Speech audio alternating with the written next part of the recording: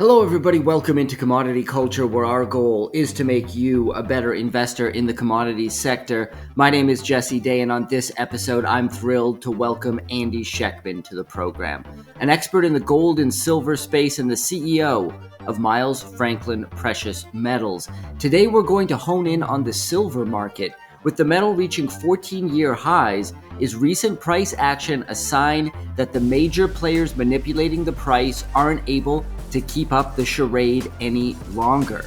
What impact could a $50 silver price have on the industrial side, particularly in regards to military technology?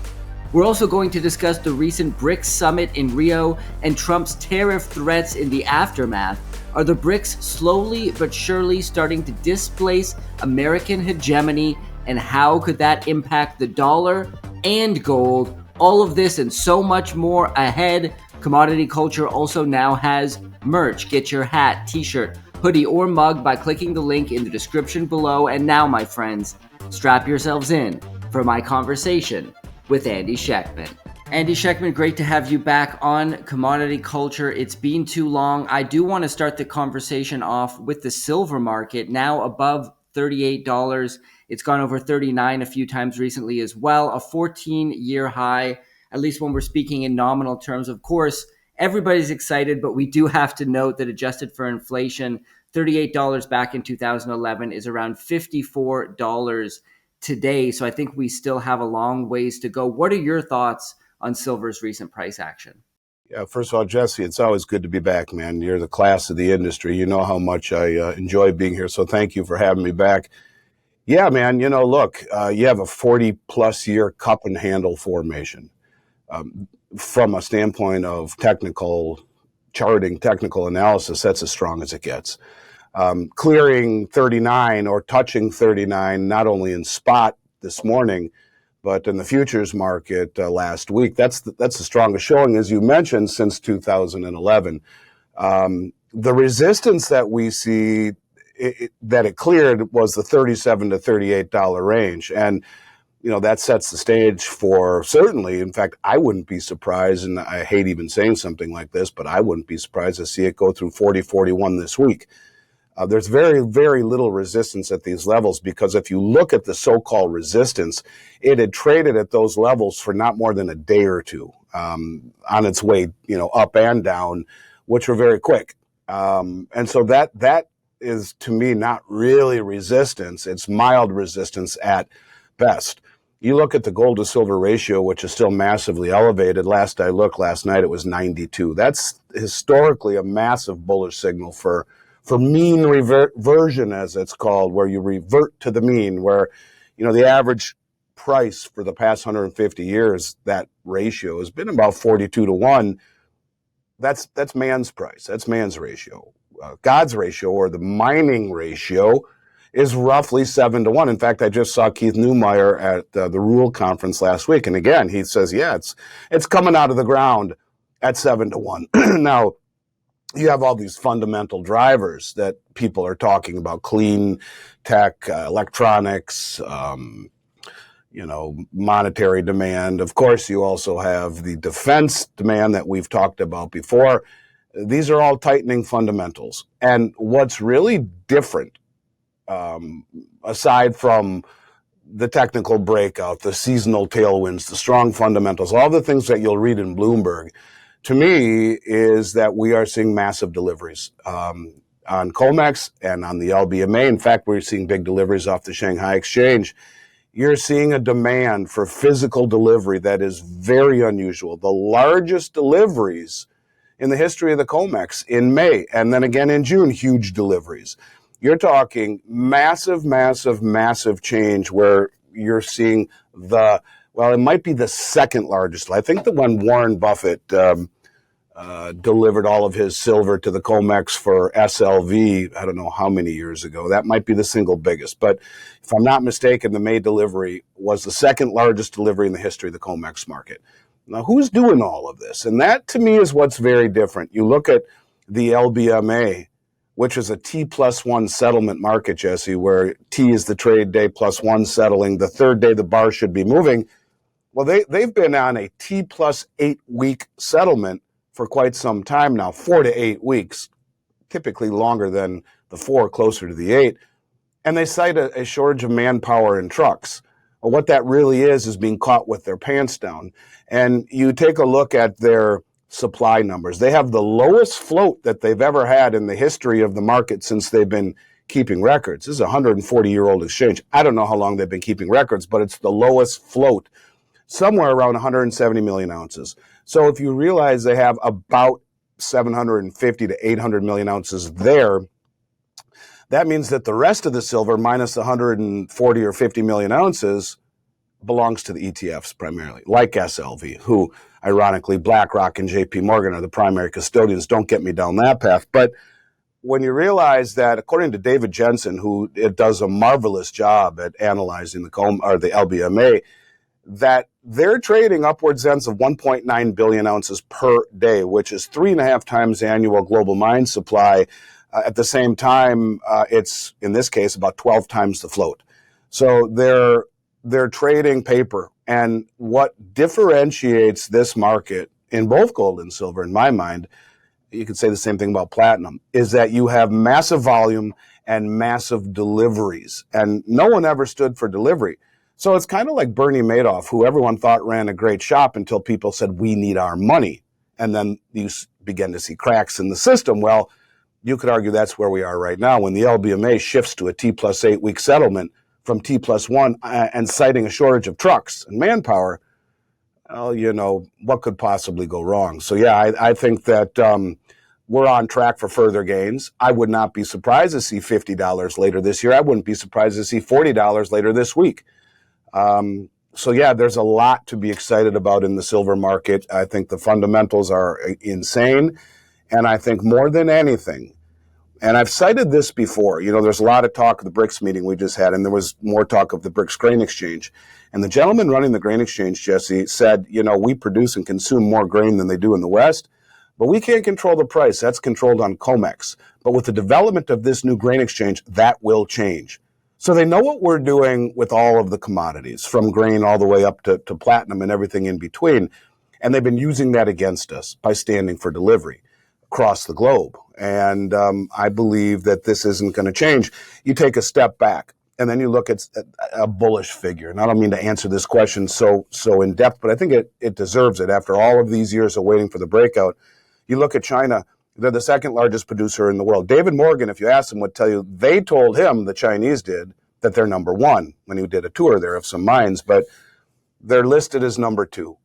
Second largest producer in the world, and yet Sean Kuhn from Dolly Varden, if you ask him on air, he'll tell you that they're flying all around Latin America, in particular Peru, the Chinese are, buying doré and concentrate directly from the mines, disintermediating the marketplace, and sending it back, paying double what the West was, sending it back for refining in China. Now think about it. Why would the second largest producer in the world, or maybe the first, find it necessary to buy doré and concentrate, way outpricing the market for it, and then sending it all the way back to China to refine it if it was just a commodity like we are led to believe? And I think you look at the folks in Canada, some of the banks and the mining companies who are petitioning Ottawa to reclassify it strategic from industrial, and you see the moves that countries like Russia making it part of their strategic stockpile, India buying 900 million ounces in the last 5-6 years, China flying all around the world to get it, and deliveries burying the COMEX market to the lowest float in history ever,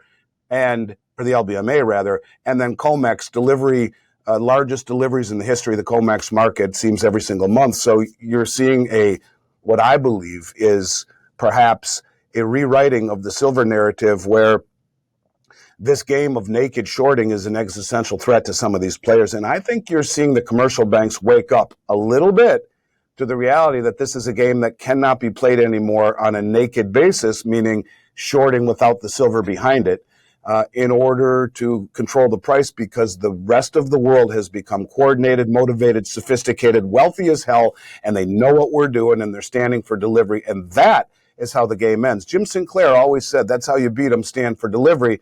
Well, it's one thing when you and I try to stand for delivery and even take something off of COMEX. It's another thing when you are seeing billions of dollars worth come off the exchanges every month, when you're seeing the biggest money in the world who is not only the biggest money, they're the most well-informed traders on the planet in what is a very sophisticated endeavor, and that is to drain the world's exchanges. It's just beginning. I do believe silver will go on a slingshot run that will surprise even silver bulls, especially when you compare it to gold's performance. It's following suit just the way it normally does. Gold leads the way. Silver slingshots past it on a performance basis.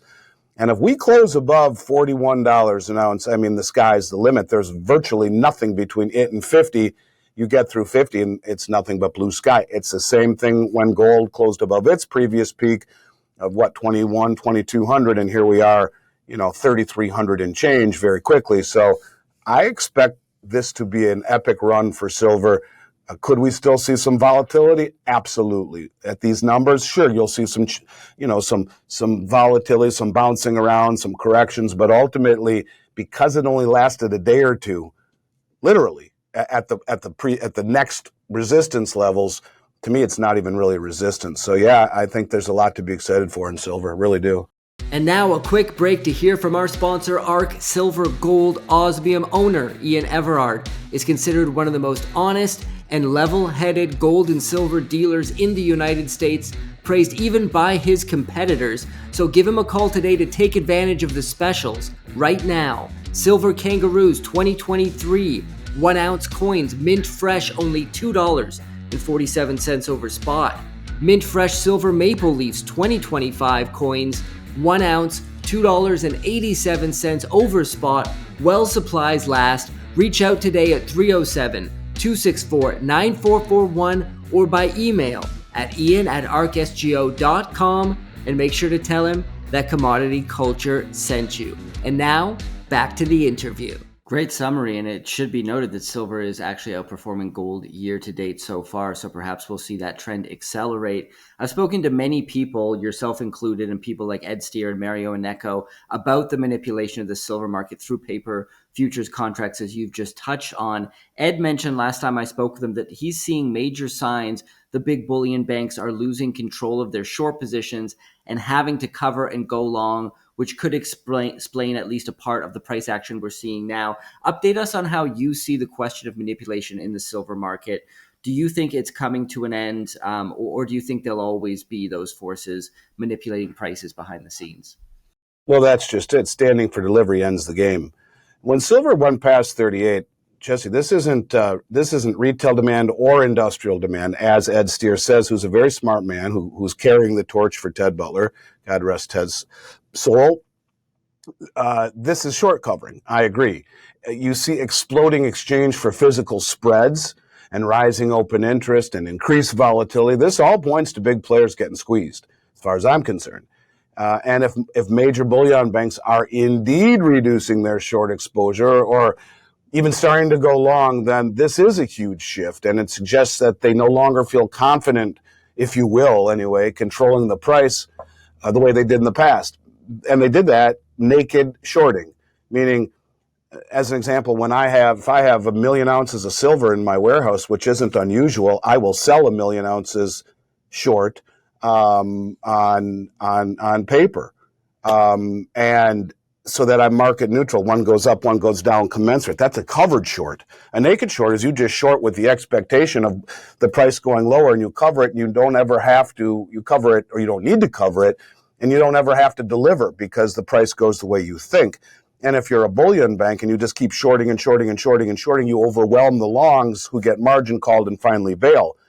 But when you have sovereign wealth funds and sovereign wealth funds really being a proxy, if you will, for some central banks perhaps, their deep pockets rival those of the bullion banks and make it very difficult for the bullion banks to overrun them through margin calls.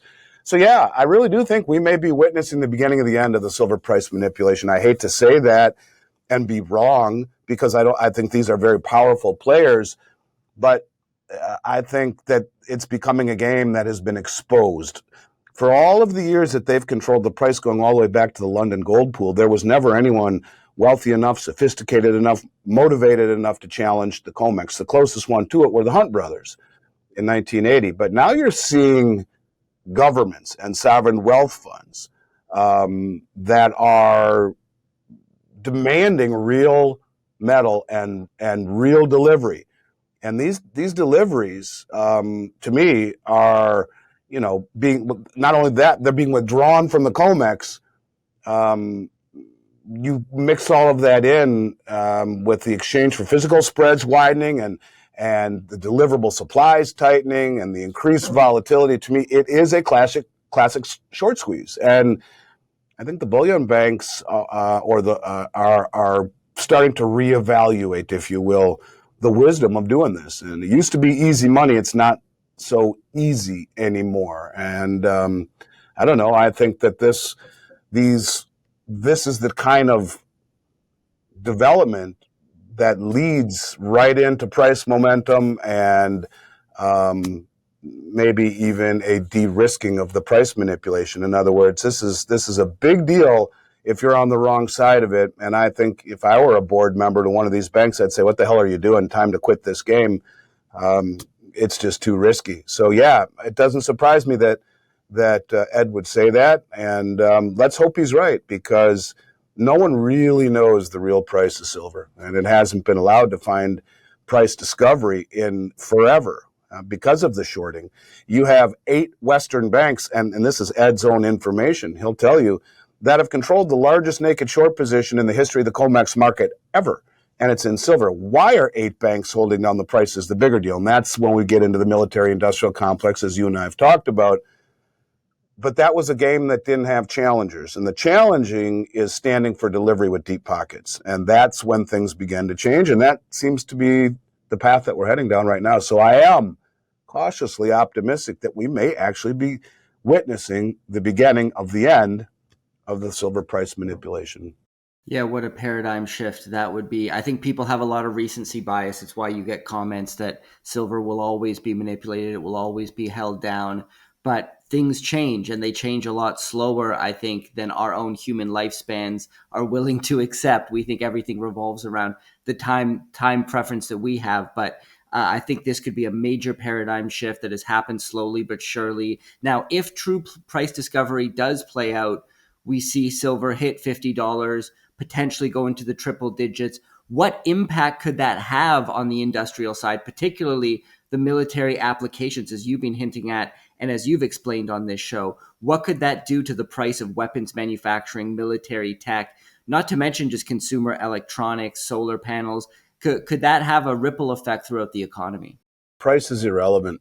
In reality, silver's inelastic. It's an inelastic component in industrial applications, solar panels, medical devices, electric vehicles, or military. That means that, in essence, that even if the price of silver rises, manufacturers must continue to buy it to meet their performance standards, or just because it's the only thing that works in those products, and it's usually in such small amounts, it doesn't matter. What really matters in rising price, see, I think the reason they kept the price down is less to make cheap weapons, because in essence those weapons cost so much damn money that if you're putting 500 ounces in a Tomahawk missile, yeah, it would add up over time. But at that level, when you're selling missiles for $20 million a piece or whatever they cost, what's a few hundred or a few extra $1,000? It's really nothing. It's more along the lines of the control of the silver price, to me, has kept everyone out of the market. Because it's been counterintuitive in its nature, in its movements. You look at the silver squeeze crowd, who was all, really disenfranchised, watching the price come back down from $31 in 2021, when it hit $30, and then bang, you got, what was his name, the head of the CFTC at the time, who said we had to tamp down the price of silver.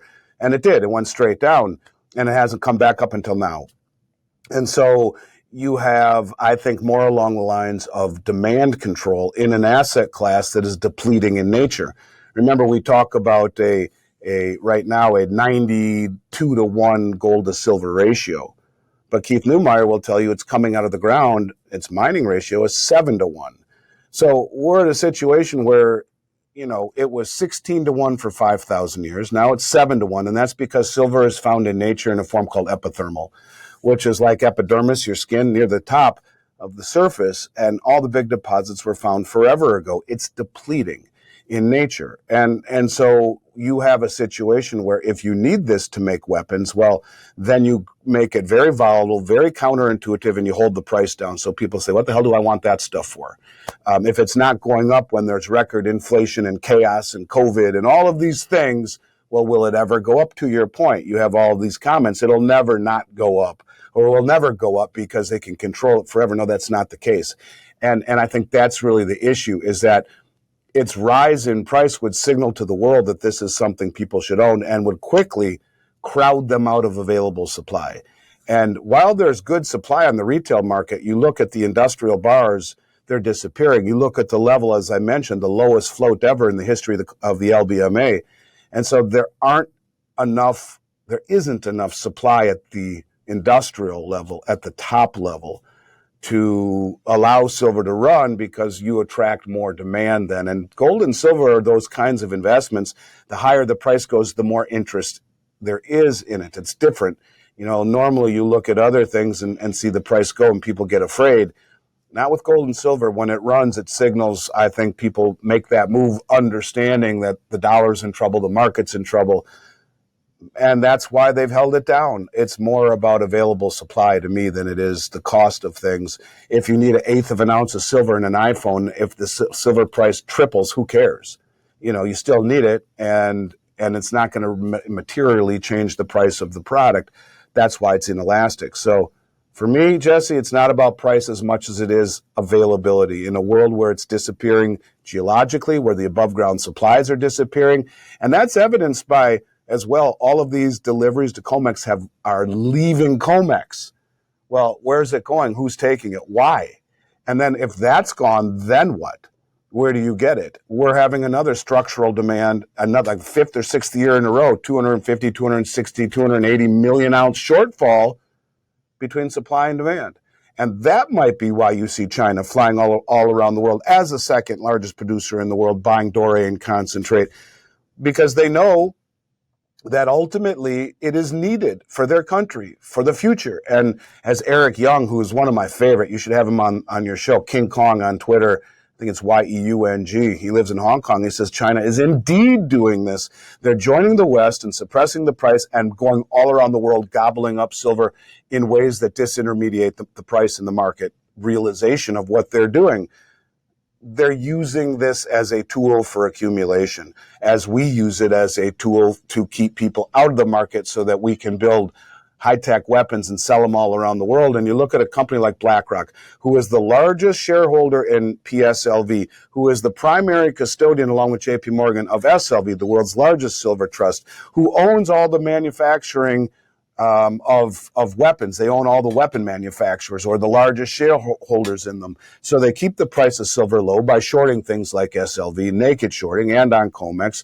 They make the weapons because they own the weapons manufacturers. They sell them all around the world, and then blow up places like the Ukraine, and then they come in and get the reconstruction contracts. It's a game of war and reconstruction, and of BlackRock controlling it all. But this is changing, because you have players now standing for delivery. And so I don't care how high it goes. It's not going to materially change manufacturing because of its inelasticity, but it will if all of a sudden you just can't find any available silver, because people realize just how critical it is. It is not industrial. It is critical, and it should be. It should be at the top of the list of things that are massively important to any government in any country to secure their future.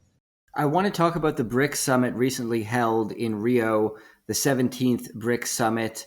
Now, after the event, 48 hours after Donald Trump threatened tariffs on BRICS members for attempting to, quote, degenerate the dollar, I'm going to read you a quote here from an article on Zero Hedge about it. It said, "The American reaction confirms what many in the global South already perceive, that BRICS is no longer a passive forum for dialogue. It is becoming an active agent in reshaping the architecture of international power."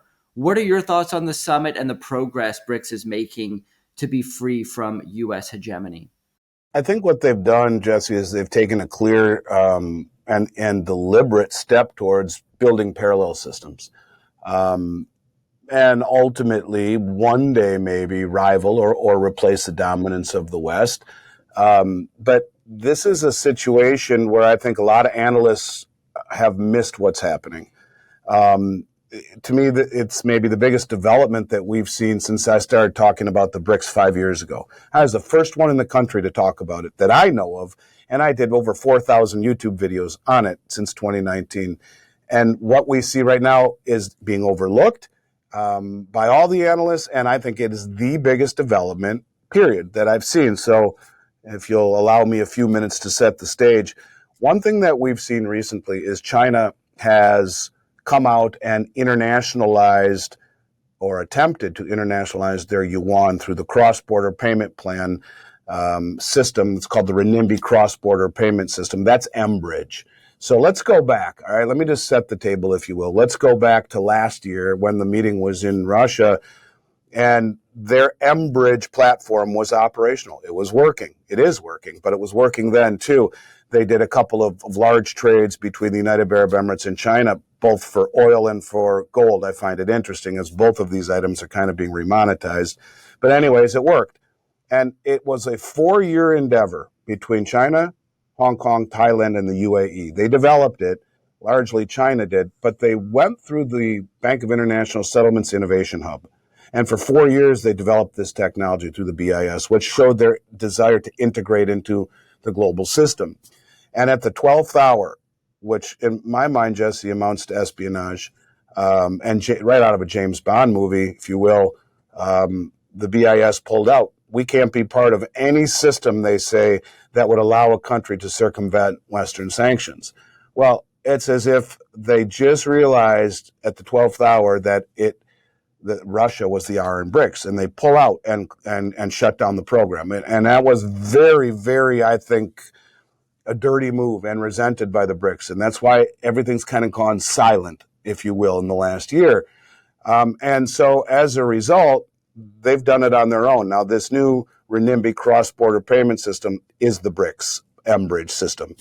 And they said that they, 3 weeks ago, connected 11 Asian countries, those are the countries in Southeast Asia, and 5 Middle Eastern countries to this new platform.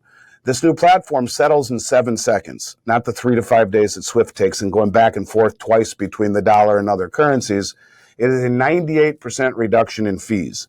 And so they already have 38% of global GDP signed up to it.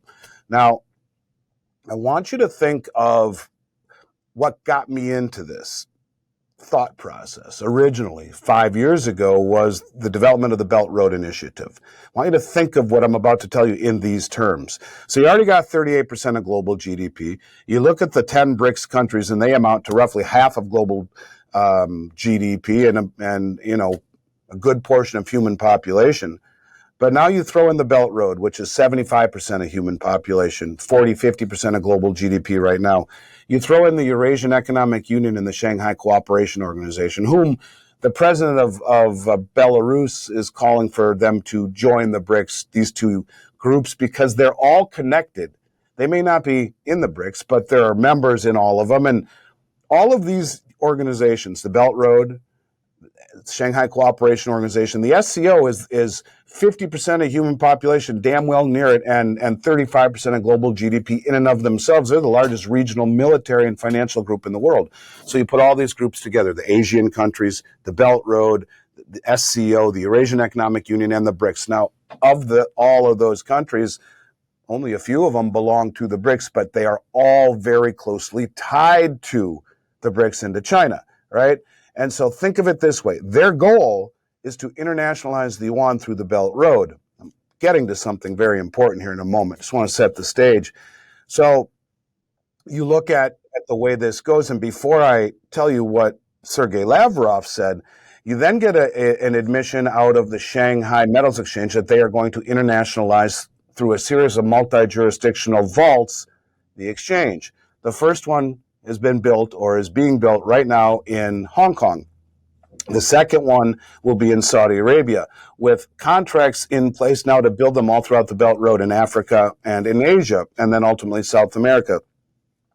So this is a skeletal system, if you will, or the spine of a new system where settlement will be multi-jurisdictional in gold.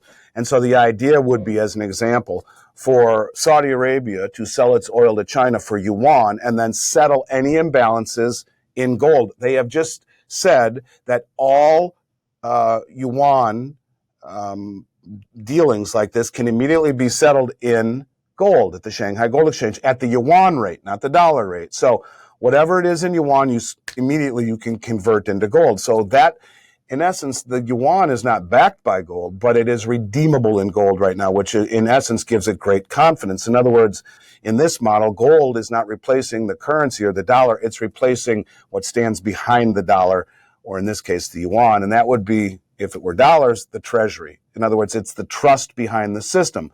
All right, so with all of that in place, you got a settlement system that settles in 7 seconds, and it is not compatible with the dollar, the pound, or the euro, right? So it's not compatible with the dollar, the pound, or the euro, but everything else it is. Settles in 7 seconds, and you got all of these players, the Belt Road, the SCO, the Eurasian Economic Union, the BRICS, etc., that represent 90% of human population, that represent well over 60, 70, 80% of global GDP, 3 of the 4 largest nuclear arsenals. You have Vietnam, who just joined BRICS, and you have China. You have the manufacturing engine of the world. You have the majority of all the rare earths. Indonesia just became a full member of the BRICS with the largest nickel deposit. You have the Belt Road, which are resource-rich countries underdeveloped that China is developing and will integrate this new settlement system that is not compatible with the dollar, the pound, or the euro into the Belt Road with vaults that will be put in various countries. So every player can put some of their gold. As an example, Saudi Arabia can put gold in Hong Kong. They can put gold in all of these vaults through Africa and Asia, ultimately to have multi-jurisdictional platform set up that way. So, okay, all of that in mind, right? The biggest development, and when you realize that they talked about building a parallel system, that the president of Brazil, or the gentleman who was running the BRICS meeting here, president of Brazil just ended, the main goal was to create a payment system that would be free from SWIFT intervention, not a common currency, a common settlement currency where everyone trades their own central bank digital currencies over the bridge technology, settles in 7 seconds, and imbalances settled in gold in various jurisdictions. This is all happening right now. Okay, great. So where am I going with this? The biggest piece of information that I have seen since I started covering the BRICS just came out, and that's Sergei Lavrov, the Russian minister of finance and economics and whatever. He comes out and he says, we have decided to open this technology up to non-BRICS members, but it's not compatible with the dollar, the pound, or the euro. Now, the pushback that most people give when talking about the BRICS is they're not, they're fractured, they're not unified, they're too small to matter, blah, blah, blah. That's not true. When you open this technology up to all non-BRICS members, you're talking something potentially massive in the respect that now the settlement that is done around the globe in dollars is now being replaced by a new system. The putting of your excess revenue into treasuries is now being replaced by gold. So the lack of settlement chips away at the settlement status of the dollar, ultimately replacing massive transactions in U.S. treasuries instead into gold, which is the backing of this system, starts to chip away at the reserve status of the dollar. So to me, this is the biggest news that's come out of the BRICS since I started covering it, that they're going to open this platform up to what amounts to 90% of human population that all seems to be tied to or coordinated with China and the BRICS. And that to me is something that's not being reported. The fact that they're opening this up, that Lavrov said, we're opening it up to the world, just not the West, is the beginning of the end for the dollar as the solo standard for settlement, and ultimately will chip away at the reserve status, as you will see way less demand for U.S. treasuries, and gold will replace it. And let's not forget, gold's doubled the performance of the 10-year treasury for the last 25 years. Look at this year as an example. Gold's up 38, 40% or close to it. The dollar's down 10%. The 10-year treasury would be up 2% this year because it's roughly 4.5. So halfway through the year, you're at 2.25% on the treasury, but the dollar's down 10%. Gold's up 38%. So you're talking a net difference of almost, 50% almost? And so look at last year. Gold was up 40+%, the treasury 4. I mean, this is a trend that is accelerating. So yeah, I think the biggest development out of the BRICS is the new payment system, which is the M-Bridge, which is developed, which is operational, and which is going to be connected, according to Lavrov, to the majority of human population, just not the West. That's what's not being reported. Let's end on discussing the political situation in the U.S. at present. It appears public perception of the Trump administration is starting to take a very negative turn. I think this started with the bombing of Iran, and now this attempt to bury the Epstein files. Not only bury them, but Trump went on this big rant on Truth Social where he claimed the Epstein files were fabricated by the Democrats somehow, the same people who brought you the Steele dossier, the same people who brought you the Russia hoax, also brought you the Epstein files. This has caused quite a reaction because not only are you saying the files don't exist, which was it went from the files exist and we're going to expose the people in them to there are no files to, well, there are files, but they were made up by the Democrats. So it's a kind of insane situation. How are you viewing it? How do you think this administration will continue moving forward? Do you think there's a chance we see impeachment on the table at some point? Because it does also feel like a lot of the MAGA base is starting to kind of say, hey, wait a minute, I voted for no more wars and I voted for exposing the elites, not protecting them. What are your thoughts? It reinforces the perception that the same elite networks accused of abuse are protected no matter who they are or no matter who's in power. And, you could argue we're seeing the erosion of belief, not just in a party or a leader, but the legitimacy of the entire political system. It's a bad deal as far as I'm concerned. And whether it's Trump's decisions or Biden's credibility or the DOJ or the media or intelligence agency, trust is collapsing. And a system like ours is built on trust. It's not backed by anything anymore but the full faith and confidence of the U.S. dollar and its system. Right now, I guess you could say short term, Trump's base still remains loyal, but you can see their cracks are growing. The media is going to escalate the attacks. That's obvious. And I guess if nothing changes, no accountability, no transparency, then that's bad. And whether it's foreign conflicts or hidden scandals here at home, the bigger issue is loss of trust to me, Jesse. And more Americans, they don't. They just don't, they believe the system's rigged, I think, is what it boils down to. And there's no accountability, no transparency. Maybe this is the moment when things start to fall apart at the core because of that. Because, if you can't trust either side, either party, it should lead to the rise of a third party is really what it should do. Because if people believe Trump is part of the system, he's not maybe too stupid to be stupid in his actions the way the previous administration was, but you could argue a lot of the things that are happening right now are eroding trust even in his base, and that's a bad thing. That's how third parties are born, but I also think that's also the acceleration of de-dollarization because, again, we are losing trust globally, whether it be the tariffs, whether it be the never-ending war cycle, or something as as obvious as the Epstein file, or even the way that we report the statistics at the Bureau of Labor Statistics, which everyone knows are a lie. We just are lacking truth, transparency, and this is becoming, I think, more than just tinfoil hat conspiracy talk. This is becoming reality. I think it's a very bad deal that he hasn't at least come out and said something. You got half of the fringe that will say, well, that's the CIA's, are putting, the CIA is putting the kibosh on it because they've been able to blackmail people that are on the Epstein file. And you put that out there, they can't blackmail them anymore.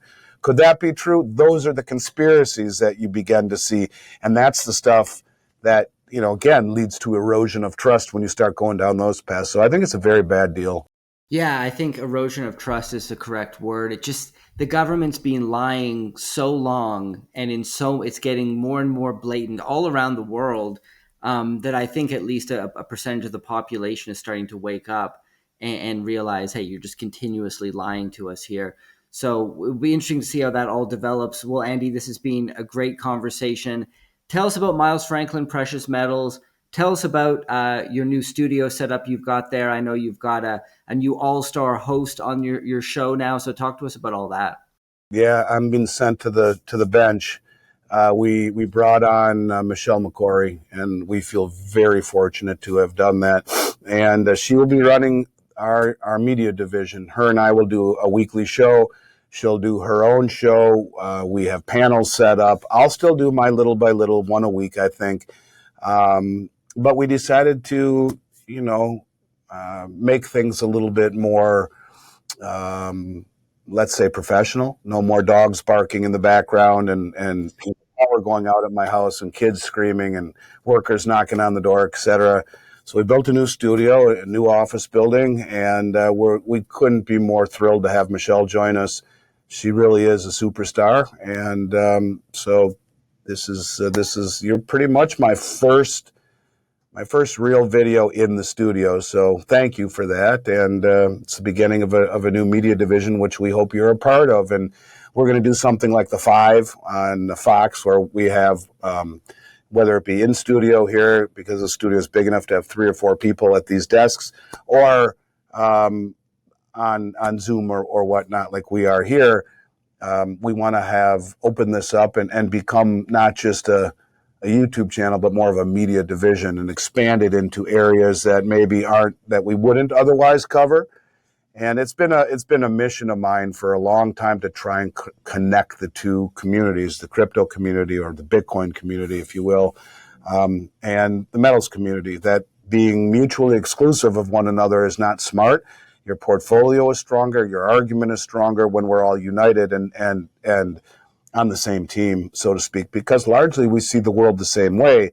It's just that the Bitcoin community arguably wants to profit and the gold community wants to preserve. Couldn't be better, marriage made in heaven. You take some of those profits off the table and you put it into gold and silver, sound, stable money that the biggest, most well-informed money on the planet is rushing to accumulate and pull off the exchanges. This makes great sense. And instead of putting all your eggs in one basket, having a little bit of dichotomy of thought, of portfolio structure, and unity amongst our two groups just makes our entire argument stronger. And Michelle, that's kind of her bread and butter.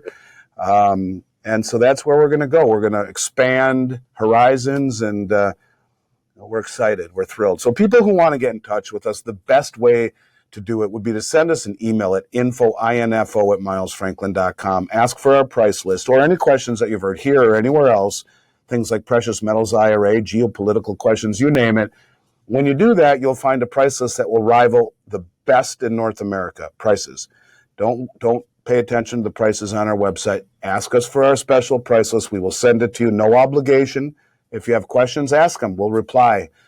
Check your spam if you don't get returned within just a few hours, as 1 out of 20 emails will get flagged in a spam folder coming from a corporate server like ours. But that's info@milesfranklin. Price list or any questions, that is the best way to stay in touch with us, or any questions for me personally. And, Jesse, I always appreciate coming on your show. So it would be helpful if they mentioned that they saw us on this show so we can keep track of it, but we'll make it worth their while if they're interested in precious metals or learning more about them, that they give us a shout. Great. I'll put all of that in the description, the info at Miles Franklin, along with the link to your YouTube channel. A lot of exciting developments happening there. Looking forward to that. And thank you so much for coming back on the show one more time, Andy. Love it. Look forward to picking up where we left off, Jesse. Hope you have a good day, buddy. And thank you for joining us today. Take advantage of ARC Silver Gold Osmium specials. Right now, Silver Kangaroos 2023 1-ounce coins, $2.47 over spot. Silver Maple Leafs 2025 1-ounce coins, only $2.87 over spot. Well supplies last. Reach out to owner Ian Everard today at 307-264-9441 or by email at ian@arcsgo.com. And make sure to tell him that Commodity Culture sent you, and get your Commodity Culture merch backed by a 100% quality guarantee. Get your hat, hoodie, mug, or t-shirt by clicking the link in the description below, and I'll see you guys in the next episode. Commodity Culture is a series on commodities and natural resources. If you would like to see more, be sure to subscribe and hit the bell notification so you're always up to date with the latest episodes.